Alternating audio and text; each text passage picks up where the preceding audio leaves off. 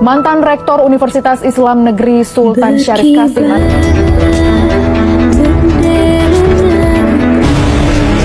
akhirnya menemui titik terang. Dari hasil identifikasi korban ini adalah ASN. Pembangunan PLTU setelah menjadi DPO kepada dunia. Seperti diketahui,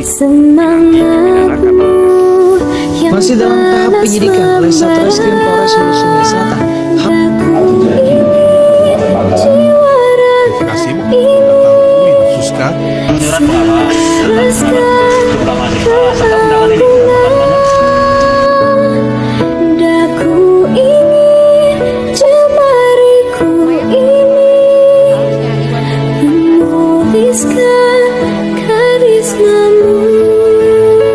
merupakan budaya bangsa Indonesia. Ungkapan tersebut sering kita dengar dan bahkan secara tidak sadar kita sering membenarkan ungkapan tersebut. Ungkapan tersebut tentu lahir bukan tanpa sebab. Menjamurnya korupsi di setiap lapisan masyarakat membuat banyak orang yang secara tidak sadar menganggap bahwa korupsi memang telah menjadi budaya di negeri ini. Bagaimana tidak? Tak perlulah rasanya melihat berbagai kasus korupsi atau OTT KPK yang diberitakan di media massa atau televisi nasional kita. Itu terlalu mainstream, sudah bukan barang aneh lagi di negeri ini, dan juga terlalu sedikit untuk menggambarkan bahwa korupsi memang mewabah di negeri ini. Kenapa saya katakan terlalu sedikit? Karena kenyataan yang terjadi di lapangan membuka mata kita bahwa korupsi memang telah terjadi merata di seluruh lapisan masyarakat kita. Jika dikatakan bahwa korupsi telah membudaya, saya lebih setuju. Namun korupsi bukan budaya kita, itu memalukan. Kenapa di atas saya katakan bahwa korupsi tidak sesempit yang diberitakan di televisi atau koran-koran saja.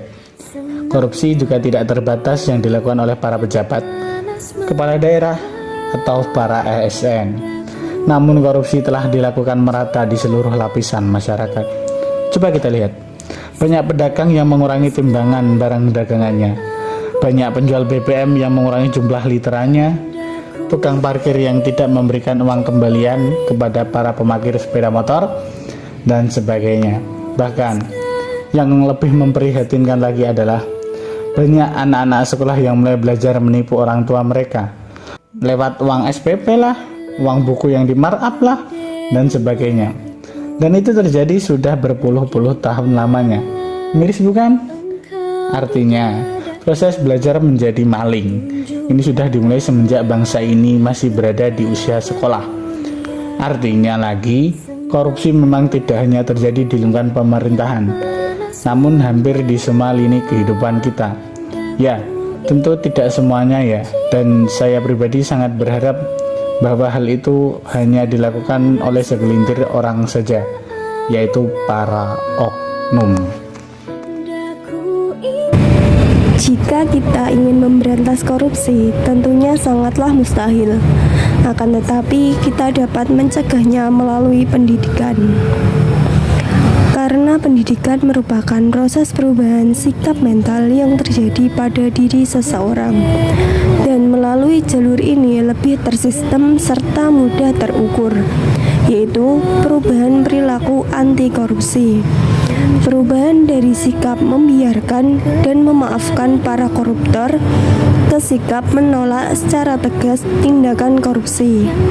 Tidak pernah terjadi jika kita tidak secara sadar membina kemampuan generasi mendatang untuk memperbarui sistem nilai yang diwarisi untuk menolak korupsi sesuai dengan tuntutan yang muncul dalam setiap tahap perjalanan bangsa kita. Adapun tujuan yang ingin dicapai dalam pendidikan anti korupsi ini adalah membuat mahasiswa mengenal lebih dini hal-hal yang berkenaan dengan korupsi, sehingga tercipta generasi yang sadar dan memahami bahaya korupsi, bentuk-bentuk korupsi, dan mengerti sanksi yang akan diterima jika melakukan korupsi, serta menciptakan generasi muda bermoral baik serta membangun karakter teladan agar generasi muda tidak melakukan korupsi sejak dini.